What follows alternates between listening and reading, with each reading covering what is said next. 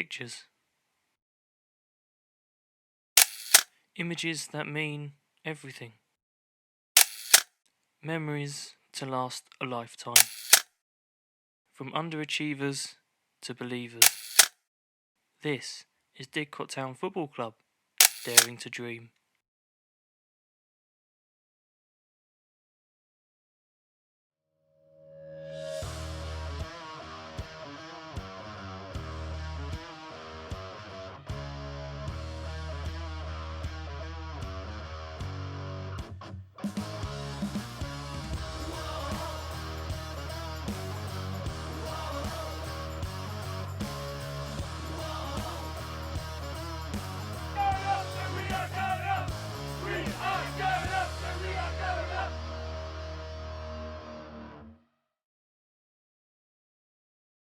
Didcot is a small but growing worker town in the heart of Oxfordshire. In this one-off special, we look back over the 22-23 season, where the Railwaymen won promotion to Step 3 for the first time in 12 years.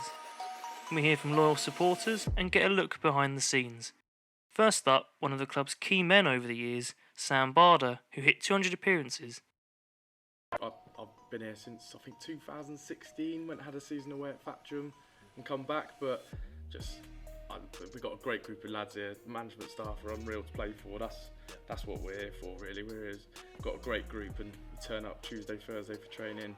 You game on a Saturday, and it's where you want to be, really. And it's a good crack at the end of the day. You see these people sometimes more than my missus at home and that, and like my family and that. I'm with them more times during the week. So we're all here for the right reasons, and that's what I enjoy. I enjoy doing it. I think you hit almost 25 goals in that time, so have you got any favourites that you want to hit a good one against Highworth this season? That was away from just inside their half. Probably a bit lucky, but you can say I saw the keeper off his line, but some will say it was probably a clearance. I think we've had a brilliant season. Like, to a man, everyone has been brilliant. The work rate that we put out there, Tuesday night games, Saturday, the boys have all been brilliant, and everyone's played their part, and now it's just getting over the line. We've got 5 games to go. There's a lot more to get through until we see what Sam's on about, including taking a look through training and speaking to loyal supporters such as Stephen. Game time is approaching. First up, Shrivenham in the FA Cup.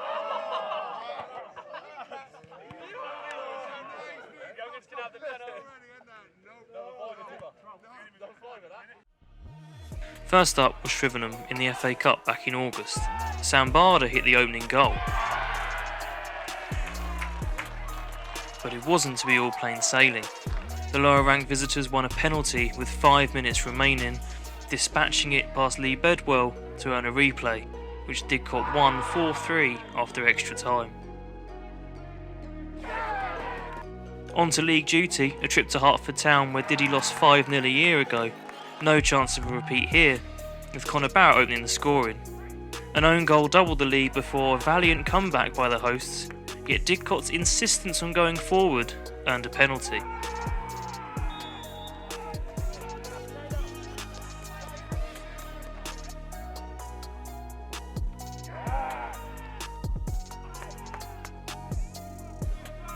Opening day, but already Jamal Smith looked to have bagged assist of the season. Tenacity to set up Hedges to complete the win. A tough test versus the season favourites Berkhamsted followed. And yes, favourites for a reason. They ruthlessly strolled to a 4-0 victory at Luton Meadow on Tuesday night.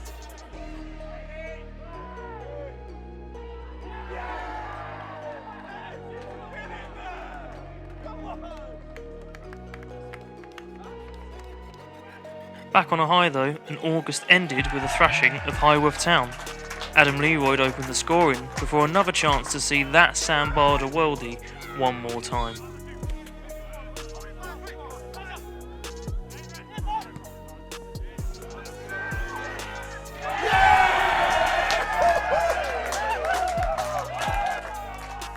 Never gets old, that.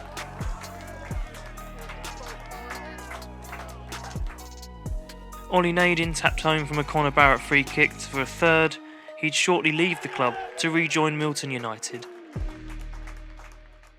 Here's the table after 2 games then. Diddy in the playoffs, a position they would stay in all season.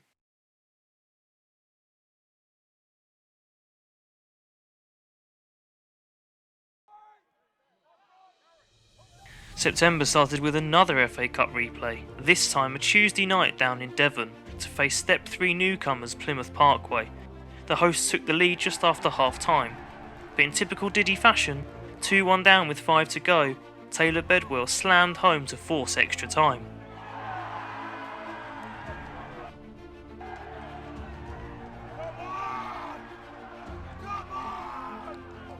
It wasn't to be though. Lee did all his best, but Garside's effort proved too much and Diddy were out for another year.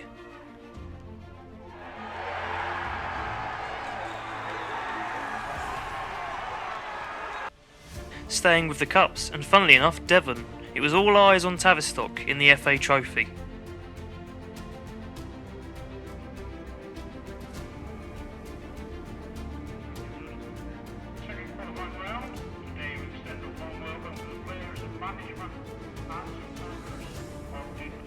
The usual suspects in tow, Didcot came close from a corner.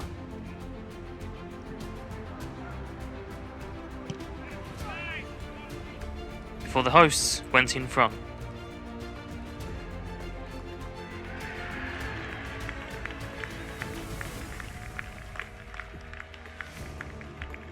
A game for the conspiracists would follow, as a penalty appeal was waved away mid through the second half.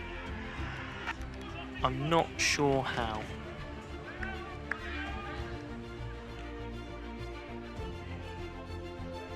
Another appeal for a penalty was waved away.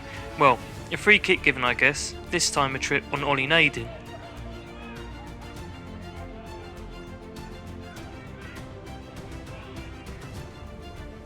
But despite the appeals and the trip on the leg, it wasn't to be for Didcot, as they were out of the FA Trophy as well.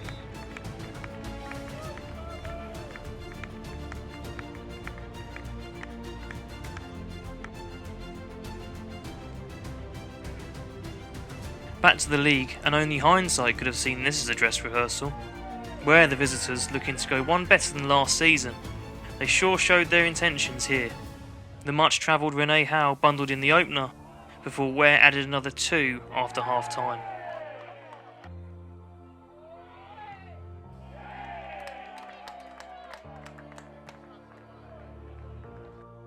Back on the road, and it'd be another future foe. Walthamstow this time.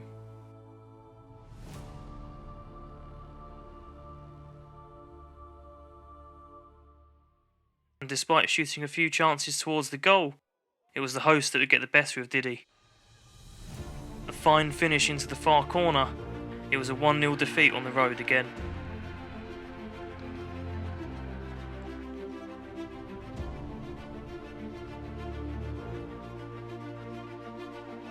Potentially a concerning run going into Dunstable on Tuesday night, Jamar Smith did wonders to convert a Parry Jensen right cross into the top corner.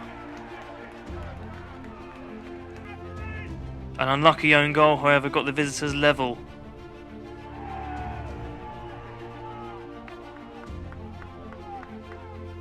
For another header, this time Taylor Bedwell.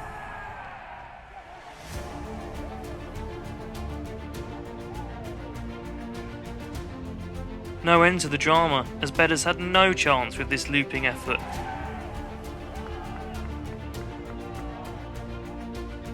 Before Jensen Wright stepped up and hit goal of the season.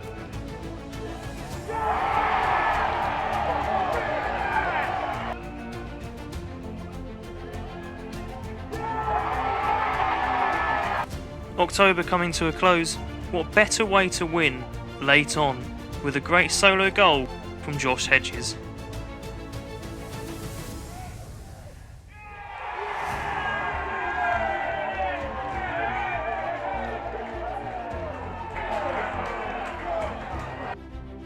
Month over, did he stay third? November would prove to be busy, but not fruitful for the club. A pulsating 2-2 draw versus Tame United up first. Adam Smith on his debut after signing from Tame United. United were awarded a penalty, Rather soft perhaps, and with it they were level. They'd go in front through a second spot kick. Less doubt this time, no doubt about the finish from Jefferson Louis.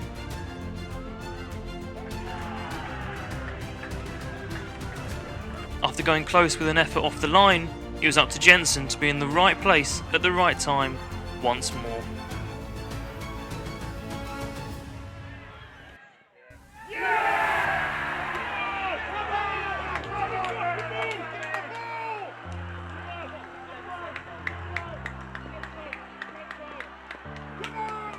Burko at Broadwater would be next, an early strike to test the league leader's keeper.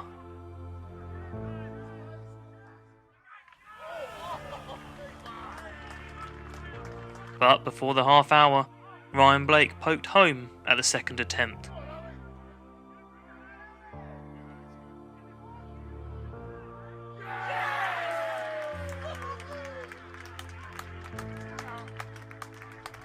Nine minutes later, Blake was in space to calmly slot past Bedwell. 2-0 it stayed.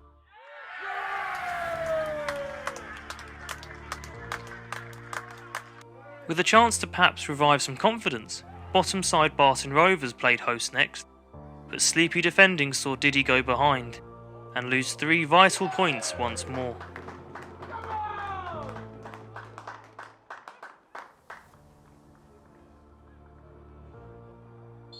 Didcot did come close towards the end, but the free kick sailed just wide of the post. Didcot stay 4th, heading in to December. December is usually the month for high spirits and togetherness for the holiday season, but there was no Christmas cheer when Hertford came to town.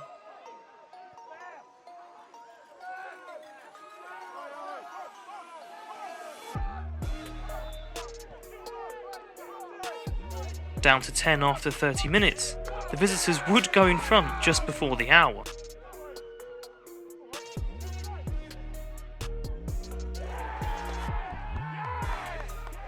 But Connor Barrett was key in getting Diddy level, with a jinking run before winning a penalty.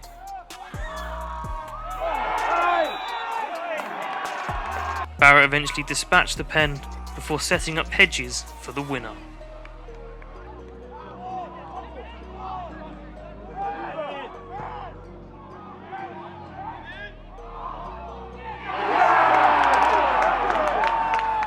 Due to several postponements, December was quiet, but the new year began with John Clements firing past Bedwell for Biggleswade.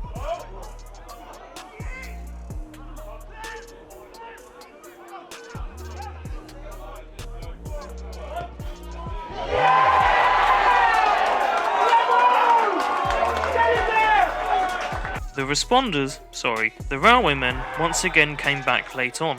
Another Barrett penalty to level proceedings.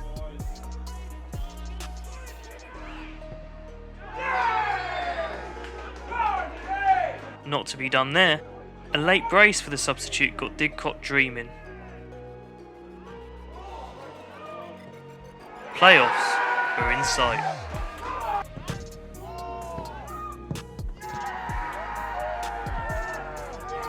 January ended with Barton, who once more proved to be impenetrable. Bedwell and Wright went close.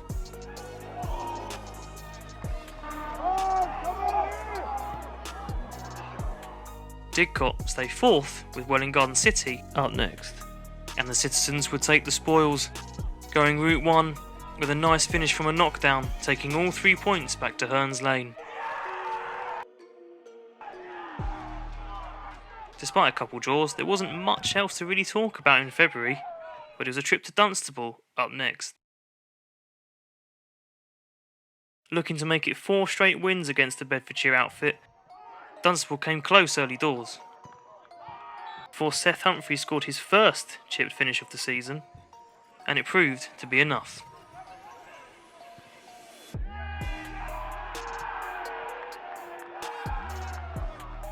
Dunstable did have a chance late on. Lee Bedwell met it, and that was the 3 points sealed for Didcot.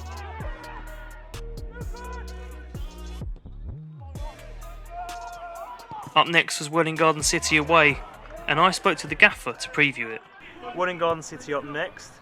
Bit of a bogey team in recent years, but what are your thoughts ahead of that on Saturday? Yeah, they've had a new management team, I think, come in recently. They've won a few games last couple of weeks, so they'll be coming here full of confidence. So it'll be another tough game. You know, they've still got probably ambition to sneak into the playoffs as well. So nothing changes from us. We just got to go and do what we do, and hopefully we'll have enough to win the game of football. But it'll be a tough game. But like you said, touching on our home form, it's important. Like, it's so, in recent years, even when I was a player, you've got to be good at home. You've got to make it hard for teams to come and get football results. And we've done that at the moment, but there's still a lot of games to go, and we still got to keep doing that and keep getting into the players that we need to be good here. Simple as that. So, and our away form's not a problem. Humphreys looked hungry for more following his goal midweek, but couldn't take full advantage of the space. Just before half-time though, Patrick Osborne did. Keeper well and truly rooted.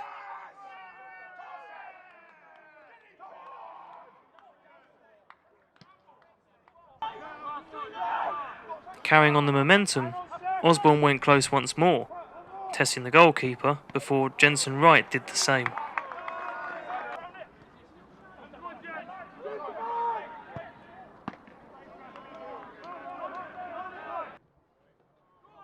Tempers soon began to fray. After an awkward challenge from Harley Giles, a delayed collapse of the WGC forward, a melee broke out before Giles was sent off.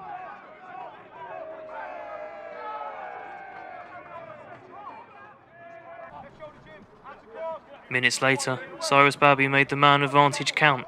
A lovely composed finish to restore parity.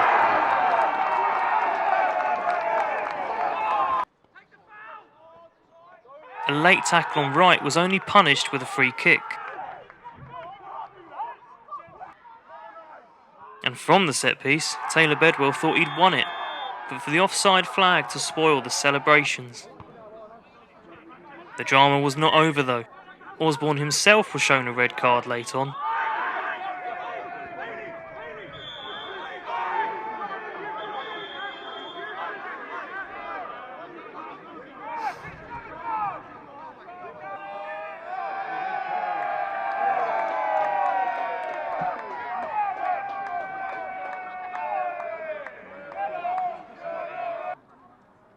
Despite being down to 9, Didcot would hold on though for a crucial point. Didcot stay third at the end of the month. Just 5 games to go. New month, but same old Didcot, leaving it late to beat a much rated but underperforming Cirencester side. Jensen Wright nodding home in the dying embers to give a vital 1-0 win.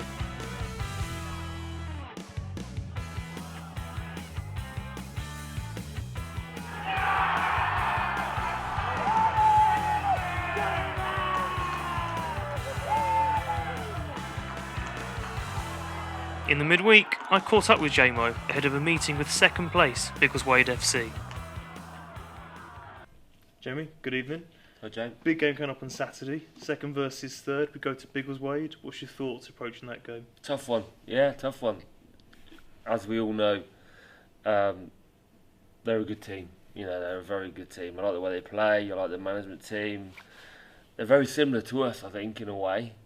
They work hard, they play for one another, they seem as though they enjoy their football, and they play some good stuff. So I know we beat them out here early on in the season, but I think we're fortunate to come away with a win that day. The games we got now, to the end of the season, are big games. Every game is big. This one, the one after that, but that's what we want.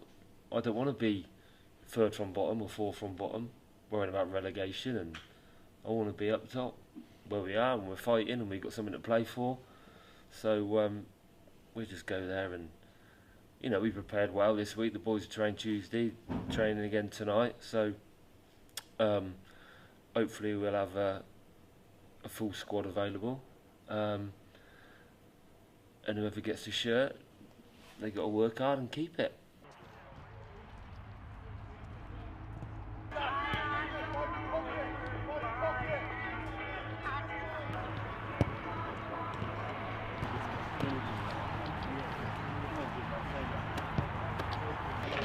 This was no doubt a big night ahead, and a big 3 points at stake, but players live for these moments. However, it didn't take long for the hosts to go in front. A lovely half-volleyed finish gave Bedwell no chance.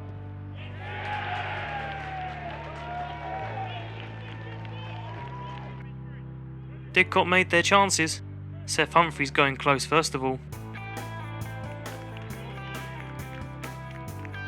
before Adam Smith tried his luck from a knockdown.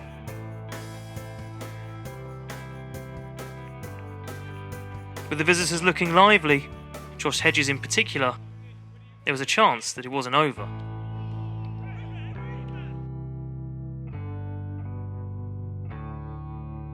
But Biggleswade would double their lead in controversial fashion.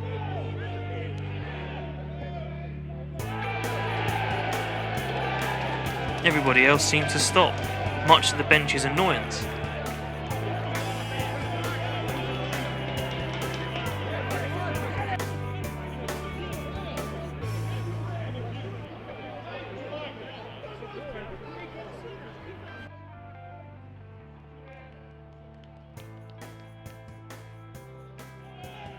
Despite a good fight on the pitch, it was defeat at the Eyrie.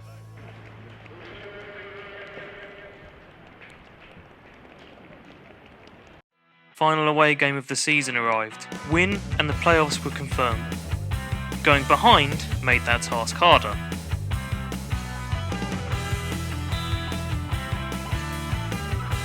Afternoons, FC Romania, goal scorer number 10. Then on to the... Fear not though, as Osborne's half volley sweetly levelled things.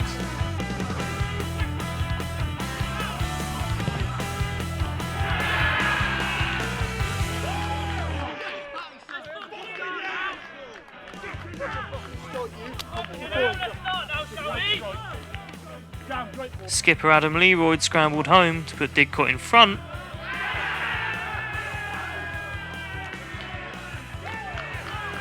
For Seth's sumptuous lob gave the visitors complete control.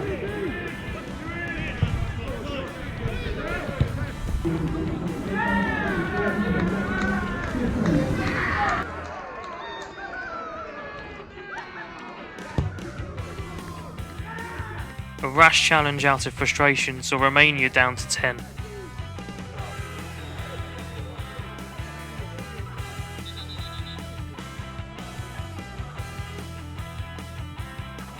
And like Hartford, it seemed to bring them a goal, with the deficit now just 1.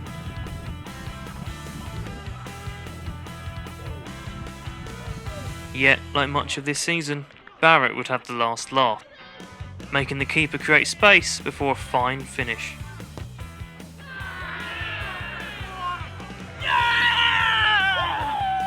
Come on!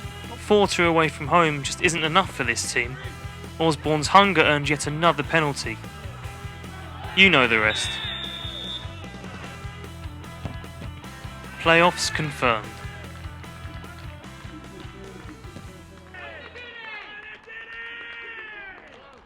Hard work, but we ground it out, we made it. It's brilliant, honestly. We always make hard work, don't we? Yeah. Wave the flag! And we make things hard, don't we? Like we do, we always make things hard, but we got there, we got over the line. Yeah. Credit to everybody. Yeah, the the group, staff, everybody. It's been brilliant, behind the scenes, everything. You know, we haven't done it yet, we've got a long way to go, but no, we haven't. You know, just great to get there. But now we want to go win it, don't we? Once you're there. Come on! Let's go! Play your swing, baby! Come on!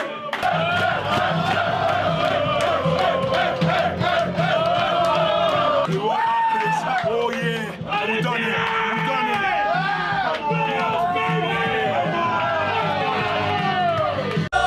Wherever it may take me, I know that life won't break me. When I come to go, Jamie Palmer, Jim Sesson, Jamie Palmer. With top 5 in the bag, now it was playing for places. Waltham Abbey looked to spoil the party, as bettering Ware's result would secure a home semi-final. Leroyd once more to the rescue with a towering header.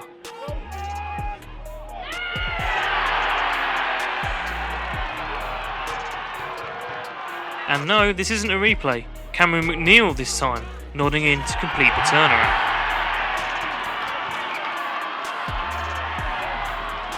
Waltham wouldn't back down though, and to their credit, they were level again.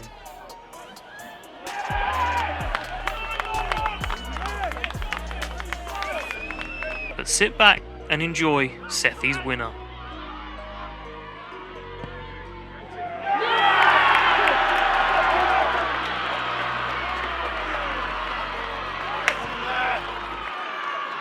Third place secure, and home it would be, Walthamstow to come. Youngsters go past. Cameron McNeil got Didcot off to the best of starts.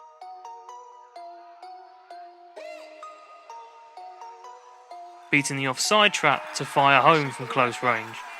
As a shot came in from the edge of the box. Larry Kane, as I said, as Humphreys went out to take the corner, lifted it in. Only half cleared by Walthamstow. It was 2-0 7 minutes later. A touch and turn set up the volley for Osborne to blow Walthamstow away.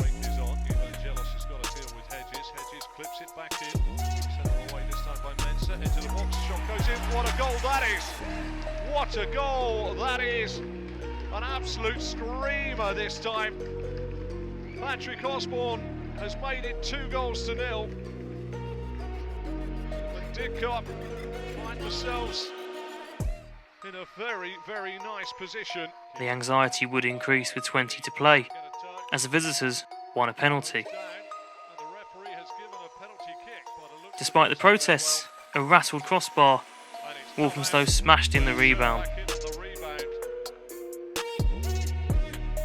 Knocking on the door, the Londoners thought they had an equaliser. The far side flag came to the rescue.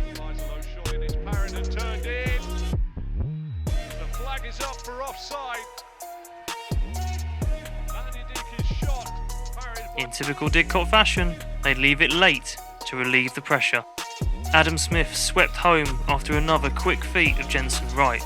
Cue the pandemonium. Can he finish? He does finish. That it will be Didcot Town, who will move now into the playoff final against Ware. I spoke to Jack King, back as a coach after a spell as a player before spending much of his career in the EFL. How's it been coming back to the football club? Yeah, it's been great, you know. The main reason, obviously, we've been successful on the pitch. You know, what drew me back to the club was, you know, the management team and mates and ex-teammates that I played with. So, you know, that was the main draw. But obviously, having met the lads, the team spirit and the camaraderie that we've got at the club, yeah, it's made for a really successful and enjoyable season. What have you made of the season? Has it met your expectations, you and the staff, or have the lads exceeded that? It was somewhat of an unknown, you know, coming back to the club. I didn't know too many of the players, so, you know, I had to get to grips with that and learn the lads' strengths and weaknesses. But, you know, having got that, I certainly don't think, you know, we've exceeded my expectations. I think we're, you know, seen as somewhat of an underdog from outside the club, but from within and, you know, the management and the team, I certainly think we are where we are on merit. You know, our successful season and so far has been a byproduct of our hard work. Again, the lads' togetherness, both out on the training pitch, away from the club, and in games. I think, you know, that's what stood us in good stead going into the matches and into this, you know, the long hard season. First of all, we were really pleased to get, you know, a home tie in the semi-final, and then, you know, again we find ourselves at home in the final, which is pleasing. You know, it's always nice to play at home in front of your own fans. It was noisy on Wednesday night, which is good. It certainly helps the players. You know, when there's a lull in the game or, you know, at difficult times, you know, when the crowd are pushing you on, it certainly helps. And certainly on Wednesday night. You know, in the closing stages when it gets a bit jittery and a bit tough, that noise certainly helped and pushed us forward. It's been a good season, obviously, where we are now, but yeah, probably, if I'm being honest, probably have exceeded our expectations, really. We've probably overachieved if you look back, but I'm not surprised, really, because of the talent we've got in the group. And we've been in and around the playoffs all season anyway, so you know, we're there for a reason. We deserve to be there. That showed on Wednesday night as well, against a good Walthamstow team, what we're made of, and we've got to go again on Monday, haven't we? For me, it's not just about this season, last season. It's like a project from the day we come in with the. You know, we knew when we took the job on there was a financial restraint on us from the season before, and because of that we had to go down a different route. And we went down with the youth, bring a lot of young players in, and we knew the quality. It was just, you know, it was a matter of time and sticking with it and building on season from season. And I think if you look back on a whole, if you look back over last season, there were some very high points.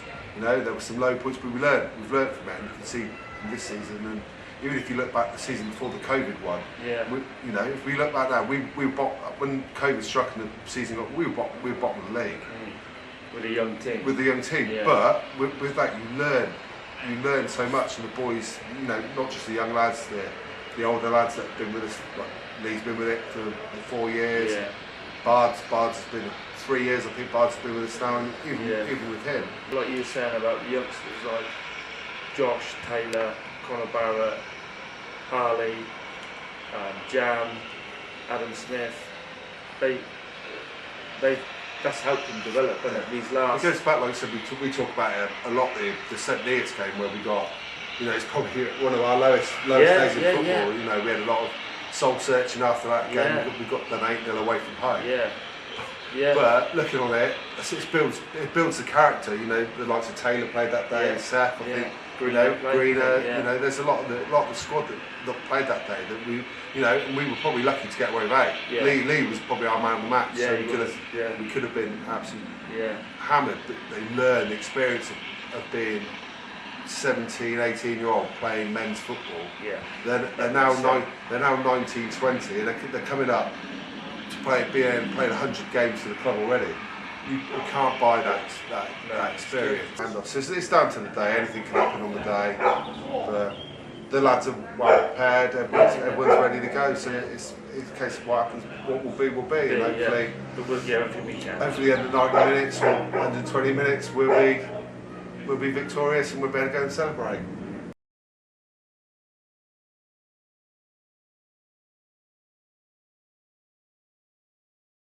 After speaking to Jamie and Paul, I got the thoughts of some dedicated supporters, starting with Carl, dad of backup goalie Ethan. Well, I've been coming down for quite a while.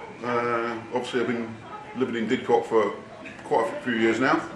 My son Ethan, he helps warm up Didcot's goalkeeper, Lee Bedwell. And yeah, it's you know, a local team. Unbeknown to them, have kind of sort of helped me with my mental health by giving me an excuse to get out of the house and, you know, start back onto sort of trying to have a normal life again.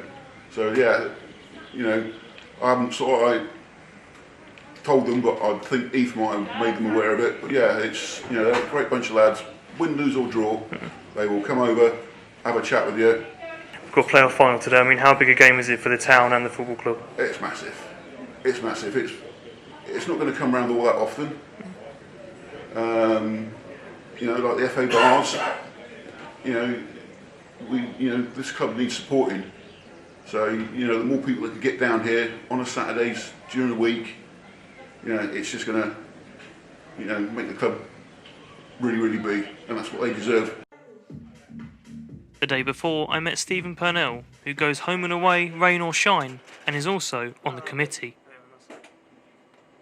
What's the family feel of the football club? I mean, how does it feel to you? How have you been since you've been here? Like, what does the club mean to you? I really enjoy it, I guess, because I live locally. Like I say, for about 28 years I've lived in Didcot now, and about 8 of those years following the football team, and I like being part of a team, part of a bigger group, and this is what it's proved.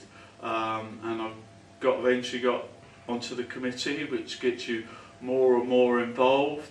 You get to see what's behind the scenes, all the monetary things and what have you, and then of course you get better known. And I think my good old flags have helped get better known or well known by various people, because you get seen and they all recognise you because of your flags.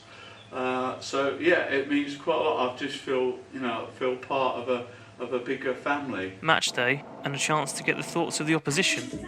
I found some willing Ware fans before a pre-match chat with the gaffer.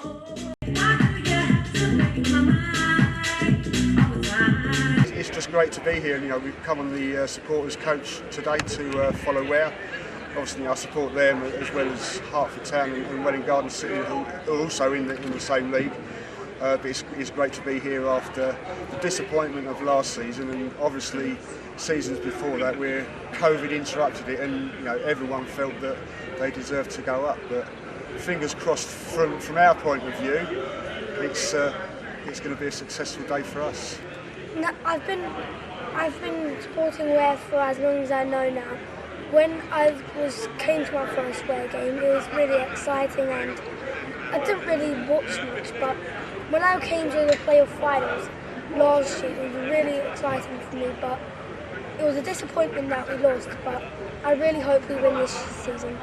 My dad used to go up to Ware even before I was born, so Saturday afternoons, Dad works all week and he's like, I need to do something, takes me out of the house, takes me out to the football club, and very much the same as your little man here. I was just hooked. Like, the first ever game I went to was a Ware Hertford derby, so nice entry into the deep end there. And then we've supported them all the way through ever since. Probably been to well over 1,000 games now, I would say. This was before we had the internet even, so you couldn't really calculate the number of matches I've actually been to. I made last year's playoff final, and I felt like a bit of a bad omen because I'd missed a lot of the games throughout the season, hadn't I? You come up now and then though, don't you? Yeah. You actually come and support the lads. Yeah. It's always nice because all the players, officials, know the story of Matt and know how long he's been supporting the club, and they always show their appreciation to him, don't they? Definitely. Like, just to see me is almost a surprise, but it's not about me, it's about the 11 players and the manager and Paul out there today. He's done an incredible job for this football club, and I hope he understands that himself, the way he's galvanised our football club. I think you're saying that, obviously, Paul, Michael, Kevin, Paul Halls, they've all done fantastic, but also we've got to give credit to the chairman, who since he's come in has really turned things around, hasn't he, I think? For every manager and players on a football club, there's the people who put things in place. Bill, one of the greatest people I've ever known to be associated with the football club, and Haley and Inanch, what a couple. Steve King as well does a lot of work. Steve, an amazing man, a stalwart of the club, been involved with the club since probably before even my parents were born. And he's Mr. Ware, isn't he? He knows, if you want to know anything about Ware, any Ware history or anything, he documents all of it, and he knows. If he doesn't know it, it's not worth knowing, is it? Definitely. It's just on the day who holds their nerve. Unfortunately, we don't want the game to be ruined by anybody in particular, but we want it to come down to those 22 players on the pitch fighting it out for the right to be in the division above. And hopefully that's what will happen, and hopefully we'll prevail. But if Didcot Town should get promoted, then of course we'll shake hands and we'll say well done and good luck for next season. Jamie, good afternoon. Hi, mate. The day has finally arrived. Playoff final, Ware at home. First of all, should we invoke some memories back when you won the FA Vase back in 2005? Is that what you've been telling the players as well? No, not really. I haven't mentioned that, to be honest. That's gone now, isn't it? But we want to make our own memories, really. So no, it's just obviously I remember that day very well, but they've got to make their own memories, like I said, and they've got to be focused and at it today, and they're prepared as much as they can be. So it's down to down to them on the pitch, really, which is hard for me and my staff because we're kicking and heading every ball, and it's difficult sometimes to watch, but you want to be out there. But when I was a player, I didn't get nervous. I enjoyed playing in these occasions and the big games and stuff. So hopefully they'll just embrace it, and it's just another game of football at the end of the day. So they just got to go and play, and we look to win every game we play, which we do today. So nothing changes. We just prepared it ready. Here they are, the two sides. On the right, Adam Leroy leads out Didcot Town, and on the left, Daniel Rummans leads out Ware in the blue and white stripes. Within the opening stages, Didcot signalled their intent. Josh Hedges firing a rasp to Rasmus Crossbar. What an effort that was! What an effort that was! Bedwell looked to go long, and with a sliced clearance, Ware were in trouble. Osborne got the better of his marker and was brought down just inside the penalty area.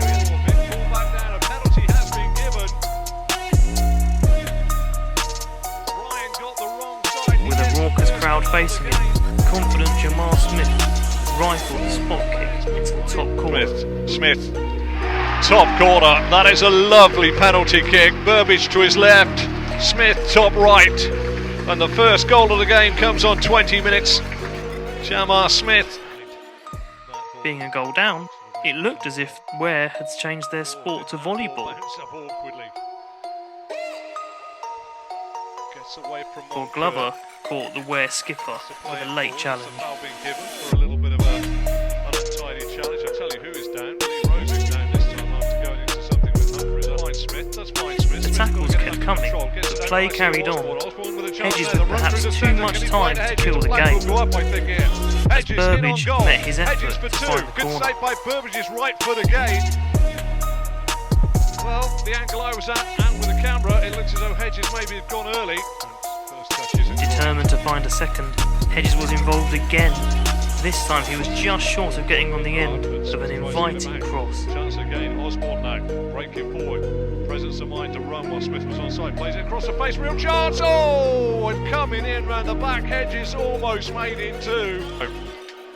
Ware had one more chance, but they couldn't take it. Stays at home before he came round the back with Barder.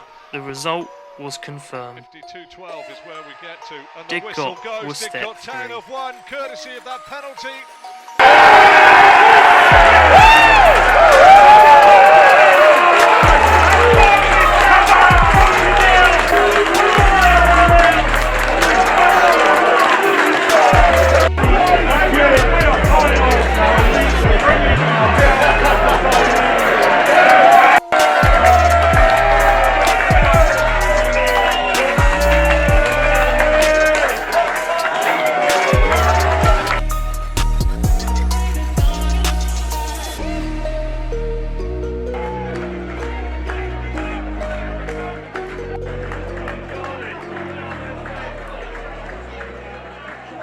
Congratulations, guys. What an afternoon. Just basically sum up, how are you feeling? What does it mean to you? Incredible. We absolutely deserve it. Incredible. Single one of them. Over a number of years, we've earned this. We absolutely deserve it. To be fair, we were only here for the ride. So.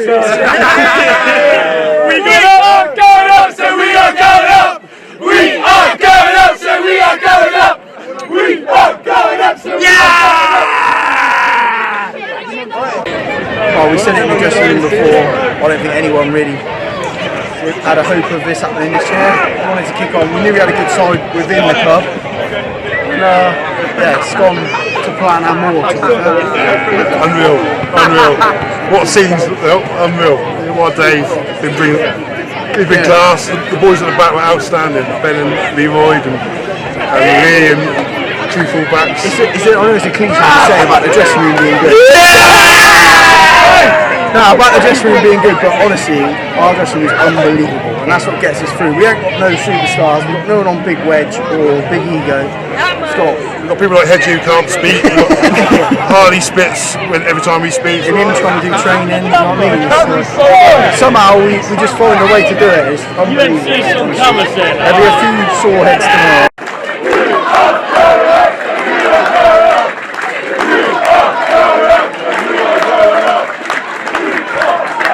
Here comes manager is again he be. And now the cup being presented. Welcome to Adam Leroy. 1, 2, 3.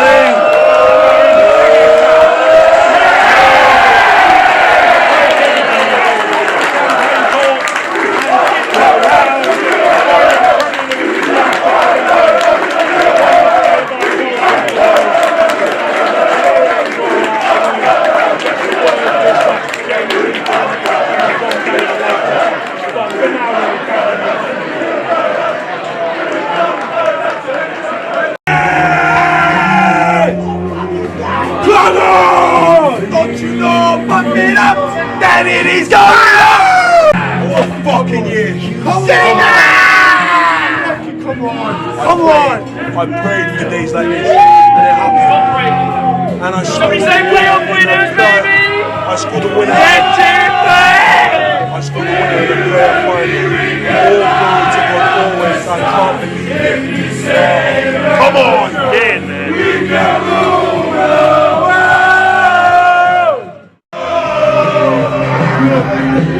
Let's go! Don't you know, pump it up, the daily's gone.